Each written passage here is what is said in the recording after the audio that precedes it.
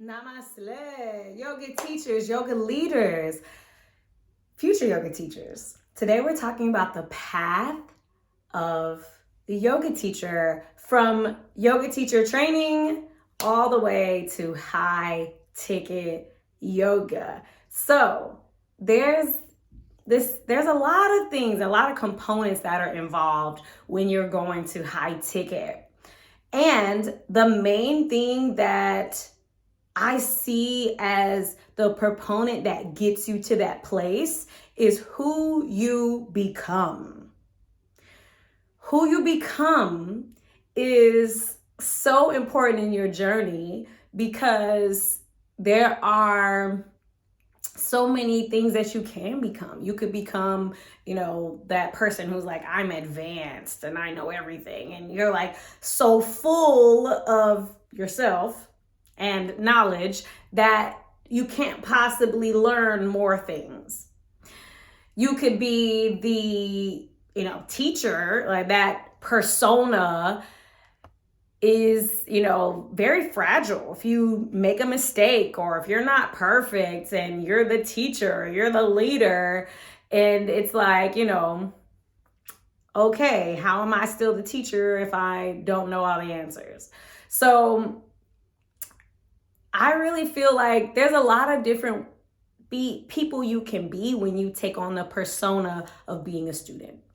You can be a student and still be a leader. You can be a student and still be a teacher. So if you have the default image and the existence of the learner, I am here to learn, I'm here to study, I'm here to absorb.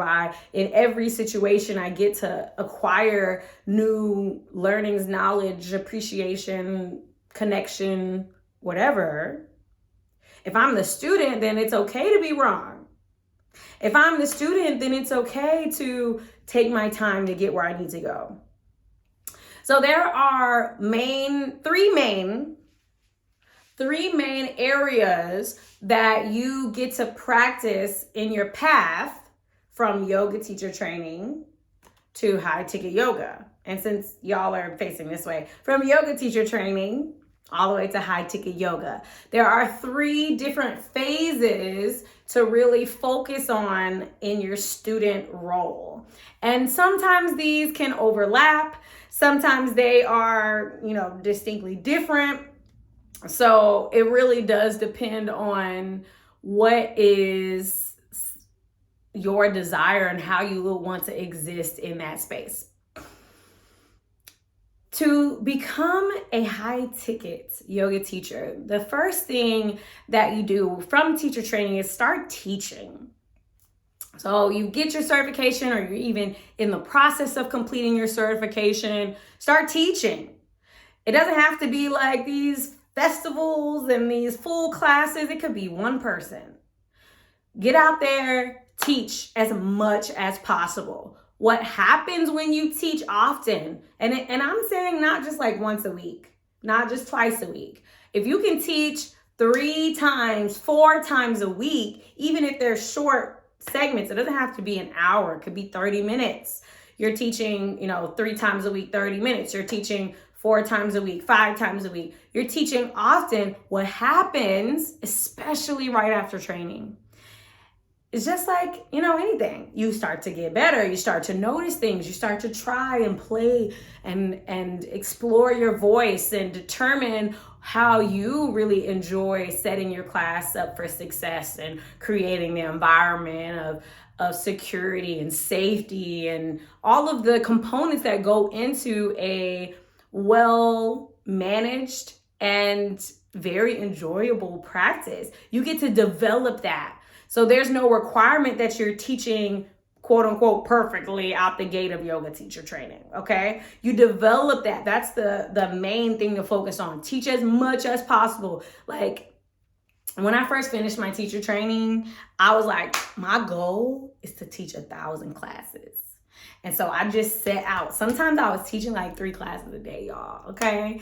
So this is like that. I say I don't live that life anymore because I've changed from that phase. So in that phase, I was like teaching all the time. And I was constantly improving. Even if it was like one thing, if I noticed and I improved and I said, okay, I'm able to support my students because I'm continuing to practice. I'm continuing to learn. I am the learner because that is me. And it's okay to be the learner and be the teacher, because I go in front of my class and I say very vulnerably, hey, y'all, I'm not perfect. I have learned these techniques that have helped me in these ways. Let me show you. Come to the top of your mat, or however you want to set up your class. I don't necessarily set it up like that. So that's phase 1. Get to teaching. So if you're in this phase, write it down somewhere, your goal. If you haven't taught 1,000 classes yet, that's your first goal, 1,000 classes. Like, you are in that learner mode, 1,000 classes, okay? And then training. So taking trainings, continuing to pour into your cup, your knowledge. I know for me, I feel like there's a point, I really always like to be learning something. So if I'm not actively in a training or in a program, I may be just coming out of a program, or I may be switching my learning to absorb in a different way. So if you're not enrolled in a teacher training, or going to what they call YouTube University, or you're not doing something where you're actively acquiring knowledge in one area, I'm not talking about a whole bunch of things, okay? Specifically around something that benefits yoga. It could be separate. It could be astrology. It could be, physical therapy. It could be, musician lessons. Whatever it is, you're focusing on an area to grow as the learner. So this is phase 2, which can also coincide with phase 1. It's okay to keep working on your 1,000 hours and do training. So you just have to make sure that your schedule works for that. You have the teaching. You're getting in, you're honing your skills, you're developing your voice, your confidence, you're developing your personality in class. You're really showing up as you authentically. So that's what happens when you teach often, and we teach quite a bit. Then with the training, you're able to study something that's relevant to you. So I thought for a long time I wanted to go into yoga therapy, tried it out, it's cool, it's fun. It's not my cup of tea. It's not where I really want to go. So if you're thinking about doing a huge program, a 300-hour, a 500-hour, see if you can get an excerpt of that, a little taste of that at a lower level. It's less investment of your time, which you can't get back. And then usually less investment of money. It just really depends on what program you choose. Try that out and find where you want to go. Then here's where you get to the high ticket. The high ticket phase is where you become the learner of your clients. What your clients need, what they want, what they desire, what's hurting them. Because the reason why people pay a high ticket price is because you solve something that's a major pain point in their life. For me, I charge a high ticket price because yoga teachers have not, let me say it in a better way. I'm not going to say have not been able to make money, because that's not true. For me, I charge a high ticket price for my advanced yoga business trainings and my 500-hour, 300-hour trainings that focus on business. I charge a hard ticket price. I charge, Why am I talking like this, y'all? I'm trying to be one take Jake, so I'm just going to keep going. I know all my people watching, I know I'm human, so, I'm a learner. I charge a high ticket price because I'm able to focus in on what I've been hearing from yoga teachers, their pain points, how they want to make money, how they want to make a difference. They want to make impact and income. And so because I've gone out, I've sought out the learning, I pay thousands of dollars a month, multiple thousands of dollars a month to get the pour into myself. Because currently for me, I'm in these 2 phases, which, like I said, can coincide. I'm working in the training sector. I'm paying thousands a month, y'all. Thousands a month for business training. Like, there was a point where I was paying $2,500. Now I'm paying $6,000 a month for business training. Do not tell my husband. And I am also serving my clients at a high level. So I'm taking the knowledge that I'm getting from my trainings, my teachers, experiences, their resources, all of the things, and then I am making it accessible to the yoga industry, the yoga world, the yoga teachers out there, the people who really want impact and income.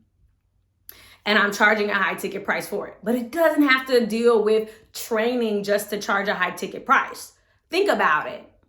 If you are someone who is in physical therapy, let's say, and your focus with your physical therapy is like a yoga therapy style of thing, and let's say, someone just got out of surgery or is recovering from, getting a new body part, they are likely to pay for a result because they're not going to really be able to get much out of watching free YouTube videos.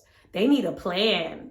They need accountability. They need support. They need encouragement. And so you're able to build those things into your program, able to really put the value in, and then serve your clients.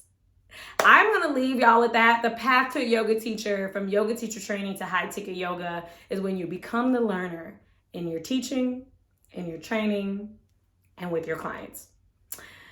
I am so excited to give you the opportunity to apply for the Yoga Queen Academy. If you're looking to step it up into the high ticket level, you want to learn how to do it, you want to see how it's done, we do it together, you get business opportunities, you have ongoing refreshers for the fundamentals of yoga, you have all of that access to you, then join us. Apply in the link in the caption, and I will see you in the next video.